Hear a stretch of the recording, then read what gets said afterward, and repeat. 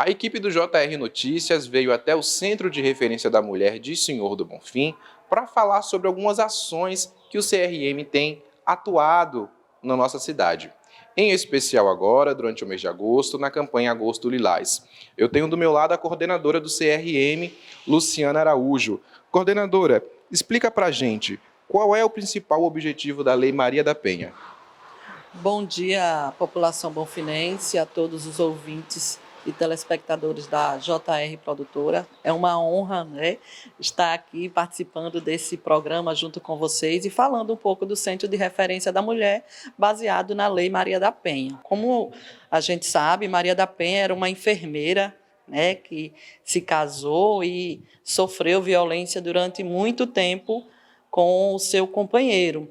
E aí, baseado nisso, ela lutou, ela foi vítima de tentativa de feminicídio por 2 vezes e tentava, conseguir algo que viesse a proteger não só a ela, mas sim a todas as mulheres que sofriam violência. E ela procurou a Corte Interamericana e aí ela conseguiu que fosse elaborada a Lei Maria da Penha em 2006. Luciana, o que é o feminicídio? Existe uma diferença entre feminicídio e homicídio? Sim, existe. O feminicídio é considerado crime de mulheres, quando as mulheres são assassinadas pelos seus ex-companheiros, companheiros, alguém que tenha uma relação. O homicídio de mulheres é outro crime completamente diferente, ou seja, o feminicídio se tornou crime hediondo pela lei. Coordenadora, pode explicar para a gente o que é o machismo e como ele está relacionado com a violência que as mulheres sofrem? O machismo, ele está, digamos assim, como que eu vou falar para você? O machismo é cultural, A gente vê que o machismo ele vem de geração em geração, ou seja, quando o homem ele tem um relacionamento com uma mulher, ele passa a ver aquela mulher como propriedade dele, ele quer ter domínio sobre ela, e aí ele não consegue, A mulher às vezes quer romper o ciclo da violência e ele não aceita, então isso é um machismo que vem já cultural, já vem da família, ele foi criado daquela forma. E hoje o CRM tenta, junto com o CRH, que é o Centro de Reeducação de Homens, tenta desconstruir esse machismo que vem enraizado no homem. Coordenadora, o que são as medidas protetivas? Como elas protegem as mulheres? A medida protetiva ela é expedida pelo juiz, da vara crime, onde ela exige, vem escrito na medida protetiva que o agressor ele deve ser afastado do lar. Em algumas situações, o mínimo é 200 metros, o máximo 600 metros. Algumas medidas protetivas ela vem com tempo determinado, de 6 meses, outras não têm período. Quando a mulher, vítima de violência, ela recebe essa medida protetiva, ela não pode ter mais nenhum contato com o seu agressor, não pode ter contato com ninguém da família dele, e ele não pode se aproximar dela de maneira nenhuma, nem dela, e em alguns casos, em algumas situações, nem dos filhos, porque alguns agressores eles usam o filho para poder se aproximar da vítima. No caso da mulher que possui medida protetiva, a Ronda Maria da Penha, que faz esse acompanhamento, ela faz essa visita, esse acolhimento dessa mulher. E em situações em que a Ronda Maria da Penha chegue no lar e encontre esse agressor, mesmo com a vontade da vítima, em algumas situações que ela não tenha comunicado ao juizado, esse agressor ele é preso. Coordenadora, o que é o Centro de Referência da Mulher e quais são as ações desenvolvidas? Há uma rede de proteção para as mulheres? Sim. O Centro de Referência da Mulher, onde nós atendemos as mulheres vítimas de violência doméstica e familiar, onde elas chegam até nós por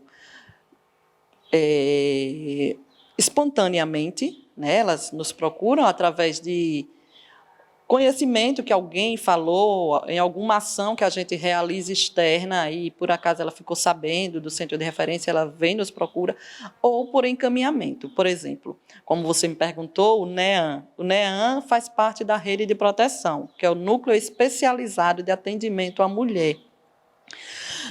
Essa mulher ela procura o NEAN, ela registra um boletim de ocorrência e o NEAN encaminha essa mulher para nós, para o centro de referência, onde a gente vai atendê-la, né, com a assistente social, a psicóloga e o jurídico, que é a nossa advogada, havendo a necessidade, ela vai orientá-la.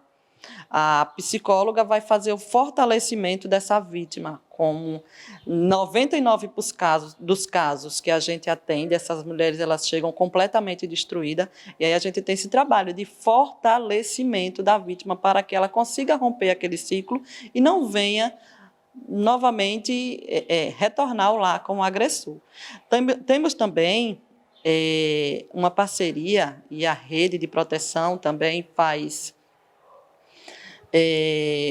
parte, que é a Ronda Maria da Penha. A Ronda Maria da Penha também faz parte dessa rede, ou seja, a rede de proteção ela é bem ampla. Hoje nós contamos com o NEAN, a Ronda Maria da Penha e o CRH, o Centro de Reeducação de Homens, que é um grande avanço em nossa cidade e é pioneiro, né? Senhor do Bonfim foi contemplado com o CRH, onde a gente sabe que muitos homens, eles fazem muitas vítimas. Um único agressor, nós temos aqui casos no CRM dele ter 4, 5 vítimas. Ou seja, se ele não for reeducado, se ele não for ressignificado, esse ciclo da violência ele não vai acabar. Ele vai fazer outras e outras e outras, até porque ele vai sempre estar se relacionando com outras mulheres. Então, é isso. O centro de referência ele não trabalha sozinho, ele trabalha em rede. E a gente está aqui para acolher e ajudar as mulheres que são vítimas de violência. Coordenadora, qual é o perfil das mulheres que hoje são atendidas aqui no Centro de Referência da Mulher? Não existe um perfil traçado, até porque a gente sabe que os tipos de violência são muitos. Tem a psicológica, né, que é aquela que lhe mata aos poucos, lhe destrói internamente. Tem a moral, onde ele denigre a sua imagem para outras pessoas. Tem a sexual, que é quando tem o abuso em si, ou até mesmo não precisa ter o abuso em si.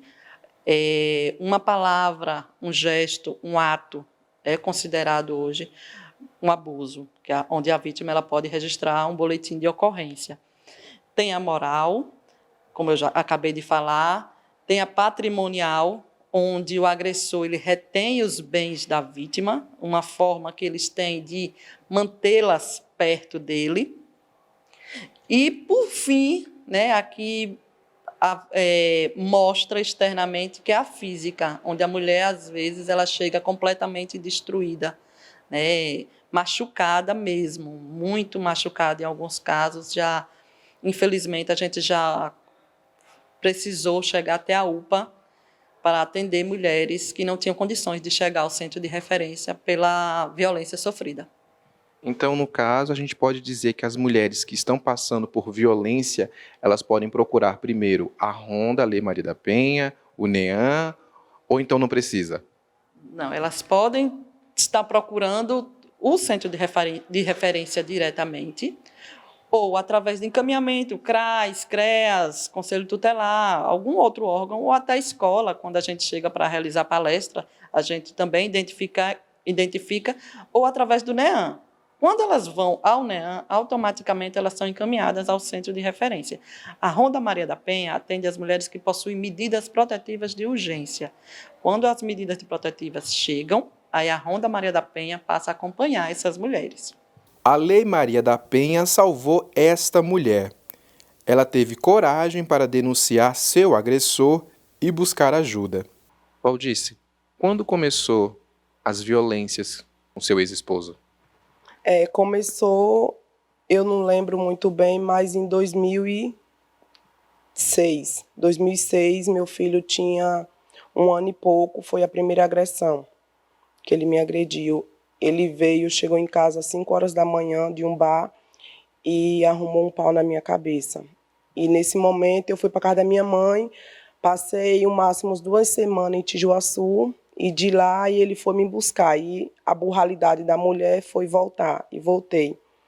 Aí, desse tempo, a gente foi para São Paulo. A gente morou em São Paulo há 14 anos. E foi os 14 anos de agressão. Você acha que a Lei Maria da Penha é importante? Sim, acho sim, porque ela protege a gente da medida protetiva, e se ele não aceitar a medida protetiva, com certeza ele vai preso. Você comentou aqui, né, que já está há 1 ano longe de seu ex-esposo. Aqui na cidade, você já procurou a rede de apoio integrado do CRM, do NEAM, da Ronda Lei Maria da Penha? Quando ele me agrediu, eu dei parte dele. Aí elas ficaram indo em casa. Onde você mora e quem te protege? Eu moro na Fazenda Macaco, só quem me protege é Deus. Só. Como você, mulher, tem educado seu filho, que hoje tem 18 anos, a ter uma atitude menos machista e menos violenta com outras mulheres? Que ele já presenciou muita briga da gente, e eu sempre falo para ele que ele nunca tem que fazer o que ele via o pai dele fazer comigo. Ele tem uma namorada de 3 anos, eu sempre falo para ele, no dia que você triscar nela, quem vai te pegar é eu de porrada. Só. Ele vai estar assistindo a nossa matéria. Qual a mensagem que você dá para o seu filho? A mensagem que eu mando para ele é que ele seja sempre o homem que ele é, o homem que ele está se tornando.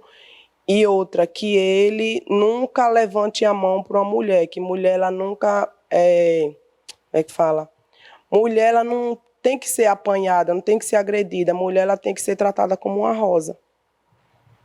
Você contou que foram 18 anos de episódios de violência, né? Física, patrimonial, psicológica. Como foram esses 18 anos? Foi momentos de medo, de angústia? Eu sentia bastante medo. Como eu morava em São Paulo com ele, eu morei 14 anos em São Paulo com ele, aí eu sentia medo, porque lá eu não tinha parente. Eu só tinha os meus 2 filhos maior comigo. E meu irmão que morava, mas era muito longe. Então eu sentia bastante medo, eu sentia muito medo dele. E no caso, quando vinha as agressões, muitas das vezes que a gente morava em favela, muitas das vezes a gente não poderia ir na delegacia, porque as pessoas de lá falavam que se a gente fosse ia ser pior. Então, aí ficava nisso, e muitas das vezes ele me agredia, eu ia lá nas pessoas mais altas do que a gente, né? E eles falavam que não ia bater nele, não ia mexer com ele, porque ele era um cara trabalhador, honesto, saía de manhã, voltava à noite. Mas só que assim, ninguém sabe o que se passava dentro de casa, só eu que sabia e meus filhos. E ele morava no redor da família dele. Eu morava ali num ovo, que do lado esquerdo, direito, era só a família dele, e eu não tinha ninguém por mim ali. E eu sentia muito medo. O que te motivava a acordar, então, todos os dias, a sair da cama e ter sua vida? O que sempre, até hoje, me deixou em pé foram os meus filhos. Eles são a razão do meu viver, e por isso eu levanto todos os dias para lutar, para dar o que eles precisam, para não deixar faltar nada. Qual a mensagem, olhando para a câmera, que você dá para as mulheres que estão passando por episódios de violência com seus esposos, namorados, enfim? Qual a mensagem você passa para essas mulheres? É importante denunciar? É importante procurar os órgãos protetores das mulheres? A mensagem que eu deixo que é muito importante, a partir do momento que acontece a primeira agressão, a mulher ela tem que procurar a delegacia, o direito das mulheres, procurar alguém para tentar ajudar e não ficar nesse relacionamento, porque ele vai dizer que não vai fazer mais, mas sempre ele vai fazer. Ou seja, é sempre ter esse apoio, essa rede, né, de apoio com outras mulheres também. Sim, concordo. Tinha uma colega minha lá em São Paulo que o esposo dela também agredia ela. E aí a gente foi numa associação e a gente passava com psicólogo para poder a gente não ter problemas mental depois. E é sempre bom conversar com outras pessoas, né? para poder você entender a pessoa e a pessoa entender o que você está passando. Histórias como essa reforçam a necessidade contínua de ampliar a conscientização sobre a violência doméstica e fortalecer as redes de apoio às mulheres. Com a atuação da Lei Maria da Penha e instituições como o Centro de Referência da Mulher, a esperança é que um futuro mais seguro e igualitário seja alcançado para todas as mulheres. Coordenadora, em briga de marido e esposa, a sociedade mete a colher? Com certeza, deve meter a colher para a gente poder salvar a mulher, né? Evitar que venha ocorrer um feminicídio. Isso a gente não quer. Obrigado, coordenadora. Voltamos aos estúdios do JR Notícias.